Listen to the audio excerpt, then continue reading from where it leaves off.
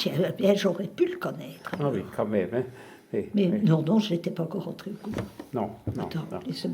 laissez-moi réfléchir 3 minutes. Mais non, c'est en 54 que je suis entré. Ah, 54, Donc oui. mais Oui. c'est pas si loin.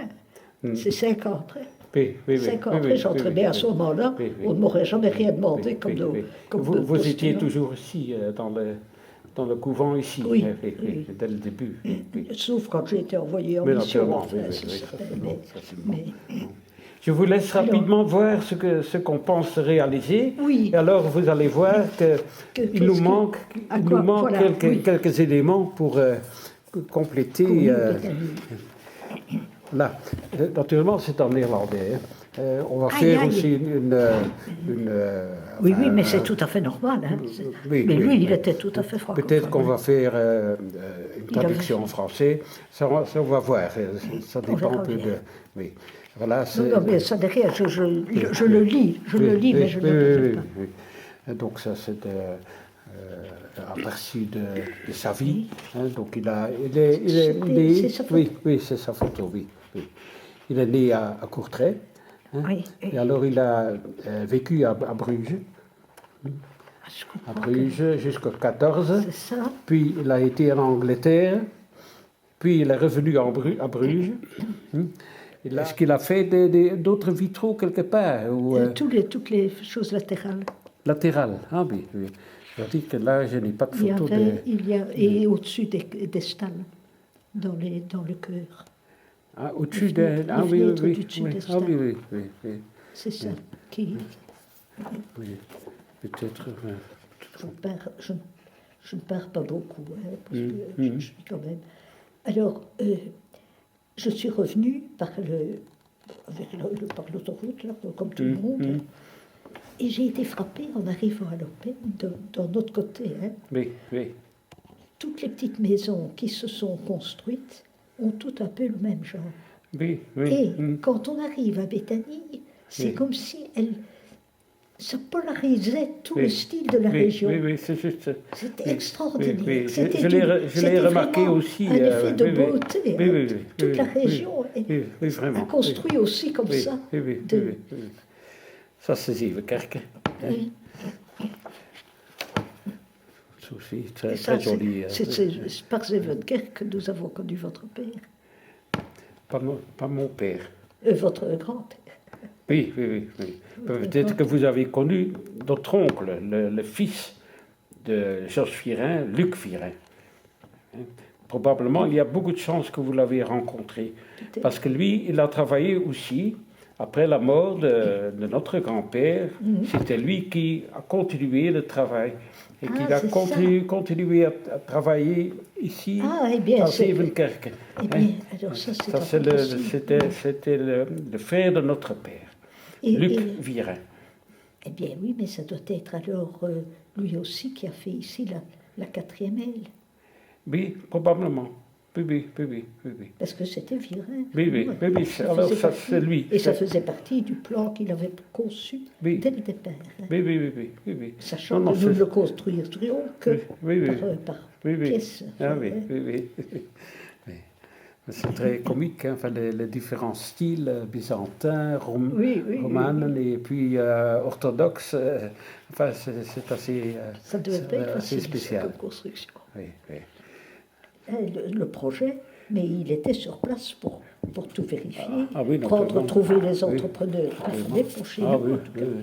C'est lui qui était... reconstruit donc les halles. Il a fait donc une nouvelle maison communale. Hein? C'est ça. Alors il a fait ça sont des maisons qui ont été construites suivant les prescriptions d'urbanisme établies par lui. Ce sont des maisons style de Bruges, disons. Vraiment dans tout diocèse. Le béguinage à Dixmude, qu'il a reconstruit. Dirigé aussi. Et une d'elles, c'est les stalles. Les stalles ont été faites après la construction. Oui. Largement après. Enfin, je crois que c'est 38-40, quelque chose comme ça. Oui. Et c'est lui qui a été encore demandé. J'ai retrouvé la lettre là-dedans de Mère Marie, de Mère Germaine, qui lui demande, qui lui dit donc que maintenant on est prêt à les sous. On est prêt à avoir des possibilités de faire les stalles. Et elle lui demande conseil. Et alors il y a discussion entre eux pour savoir comment, etc. Quel est le bois qu'il faut prendre, qu'il conseille, etc. Et elle a peur des voix qui vont partir. Il lui dit il y aura un abat-voix, donc ça sera normal comme dans tous les chœurs. Et puis, finalement, c'est lui qui a également trouvé les deux entrepreneurs entre lesquels il fallait faire une soumission et qui a choisi le troisième. Donc, vraiment, il a été responsable encore de cette... Et je crois également de la deuxième partie. Mais là, je n'ose pas le dire. Parce qu'on a fait une partie des stalles d'abord, parce que c'était le nombre des sœurs qui comptait. Mais quand il y a eu encore plus de sœurs, il a fallu faire un prolongement. Hein. Mais c'était le même modèle. C'est le même modèle. Qu'ils ont continué. Mais c'est lui qui a conçu le modèle des stalles. Oui, c'est ça. Mais c'est très intéressant. Donc ça, je crois que c'est le principal. C'est le principal que j'ai découvert. Et également donc son dessin je n'ose pas dire des vitraux, parce qu'en fait c'était une manière de faire quelque chose à la place de vitraux. Ah oui, c'est ça. Oui, mais donc ça c'est lui aussi. Et la troisième chose que je voulais dire, les confessionnaux, ça c'est certain. Mais ça il a fait aussi. Non, oui, ce que je voulais vous dire encore, c'était que cette collaboration qu'il y a eu entre lui et Devroy. Devroy est responsable, lui, de tout ce qui était... mobilier. Non. L'hôtel, la partie de l'hôtel, la croix au-dessus, etc. L'orfèvrerie qui est là. Hein. Mais je ne sais pas comment il se fait que l'hôtel est le centre des calculs, des calculs d'équilibre que suivait votre grand-père, et Devroy qui lui suivait le nombre d'or. Et donc ça a coïncidé, ils ont dû collaborer ensemble, parce que c'est impossible autrement. Et comment est-ce qu'il s'appelle, vous dites Devroy, c'était l'orfèvre. Ça s'écrit comment? On dit orfèvre, mais ça allait dans tous les sens. Les grandes statues sont de lui, donc elles étaient déjà préparées en collaboration avec lui. Il s'appelle comment? Devroy. En un mot. Hein. D-E-V-R-O-Y. Devroy, c'est ça. Oui. Et lui a fait la conception, donc le dessin de l'hôtel et comment est-ce qu'on dit, la construction tout au-dessus. Voilà, il y avait l'hôtel même qui a dû être fait par... Oh, merci, Heidi. Vous allez faire le service parce que... Les stalles, donc aussi... La collaboration avec Devroy. La collaboration avec... oui. Et puis je pense que les vitraux aussi, enfin donc les... Pour les bancs de communion. Pour les bancs de communion. À l'époque, oui. Il existe toujours, ces bancs. Il existe toujours. Mais je n'ai pas remarqué. Devroy, mais justement, on ne les remarque pas parce que c'était prévu. Il fallait faire aussi garder l'entrée possible pour les processions, etc. Oui, c'est ça. Donc, Devroy a trouvé le moyen de faire deux baldaquins, deux pièces de marbre, hein, et puis entre les deux, une porte qui s'ouvrait et se fermait. C'est ça, Et alors, elle était fermée quand on disait la messe, et on avait là le banc de communion qui était tout fait. Non, c'est intéressant. Très intéressant. Parce que moi, donc on avait examiné. Je ne sais pas. Non, je suis sûre qu'en fait, c'est lui qui a dirigé aussi l'arrivée de l'orgue. Ah oui, pas pour l'orgue lui-même, parce que l'orgue lui-même a été fait vraiment par les spécialistes de musique. Mais il avait prévu une tribune, là, une tribune pour l'orgue. Et donc cette partie-là, c'est aussi... Mais ça fait partie intégrante de la construction. Je ne crois pas qu'on doit même en parler, parce que c'est évident. C'est évident, mais enfin, c'est prévu là, et oui, au bon endroit. Et je les ai maintenant aux archives, mais... ce sont les lettres qu'il envoyait, ou bien que, quand c'est en plus, que c'est notre sœur Germaine qui lui répondait. Ah, il avait un art de toujours demander ce que nous voulions exactement. Parce que c'était quand même ça qui était principal. C'était que la communauté soit satisfaite dans ses besoins, dans ses besoins pour l'office, etc. C'est la base sur laquelle l'architecte doit travailler. Il avait toujours une première discussion avec Mère Germaine, qui était dans sa derrière. C'était une tête, enfin, vraiment extraordinaire, et qui lui disait ce qu'elle voulait. Et puis alors, il l'essayait. On voyait que c'était trop grand, trop petit, mais non, on ne saura jamais le mettre. Mais naturellement, les femmes ont toujours tendance à penser à l'immédiat. Et lui pensait aussi à l'avenir. Est-ce que c'est spécifique pour les femmes et les... Oui, mais surtout qu'étant salariée, elle savait où elle allait au point de vue budget. Oui, naturellement. Et ça a toujours été impeccable, donc justement parce qu'il était raisonnable. Puisque vous ne pouvez pas maintenant, bon, n'y pensons pas, enfin. Mais préparons que ce soit possible un jour. Dans le futur, enfin, ce qu'on peut réaliser dans le futur. Mais naturellement, il y a des choses qu'il n'a pas réalisées, parce que ça n'existait absolument pas à l'époque.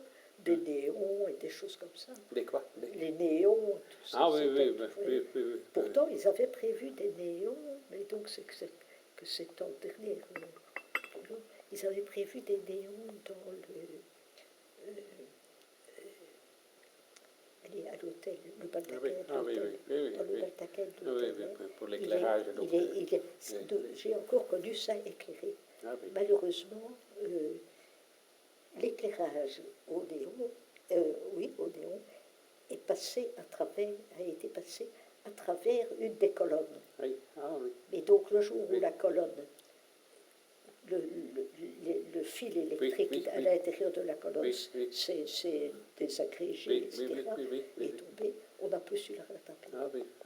On ne peut plus l'allumer. Ah oui, c'est dommage. C'est dommage. Maintenant, on le fait avec un jeu un fil visible, c'est pas beau non plus. Et comme on le voit des deux côtés. Oui, certainement. Non, ce serait gênant. Non. Donc là, c'était... Mais bon, on s'en sort avec... D'ailleurs, nous n'allons plus tellement à la grande église à cause du prix du chauffage. En hiver, nous n'y sommes pas. Si vous veniez à l'office maintenant, vous verriez, nous sommes à la chapelle, ce qu'il a, lui, construit pour être le chapitre. Le chapitre de la communauté, donc la salle capitulaire. C'était aussi une beauté.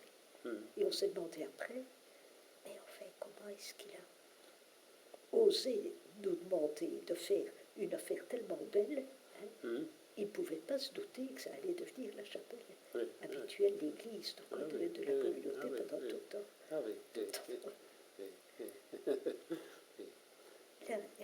Et ça se trouve dans le... C'est un peu séparé de l'église même. Tout à fait séparé. Tout à fait. Quand on a construit la 4e aile, nous avons fait la jonction avec l'église. Donc, d'abord en façade, cette partie-là, et puis toute la partie, la quatrième aile, que nous voulions faire. Hein. Et c'est au coin de cette partie en façade, au coin, il y a la chapelle, la salle capitulaire. Et ici se trouve la salle de la communauté. Parce qu'il y a aussi une tour qui se trouve là. Est-ce que c'est à cet endroit-là qu'on peut voir une rosace? Non, je veux dire ceci. Eh bien, cette tour, voilà, cette tour, au départ, devait être ici, que vous voyez, des deux côtés. On a dit impossible, parce que c'était discuté en communauté, ce qu'on a besoin d'une tour.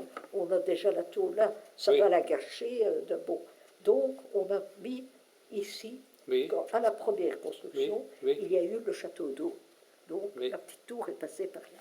La deuxième tour, eh bien, elle est devenue le clocher. Oui, c'est ça. Ici, juste à l'entrée. Mais à l'origine, devrait se trouver ici. Mais il y a renoncé. Hein. C'est lui-même qui a compris que c'était pas tellement beau. Ah oui, c'est ça. C'est ça. Mais c'est encore visible que c'était prévu dans les murs du fond de l'église. On voit là une espèce de rotonde. On se demande pourquoi est-ce qu'il avait prévu une fenêtre là ou quoi. Mais non, c'était la porte qui devait monter.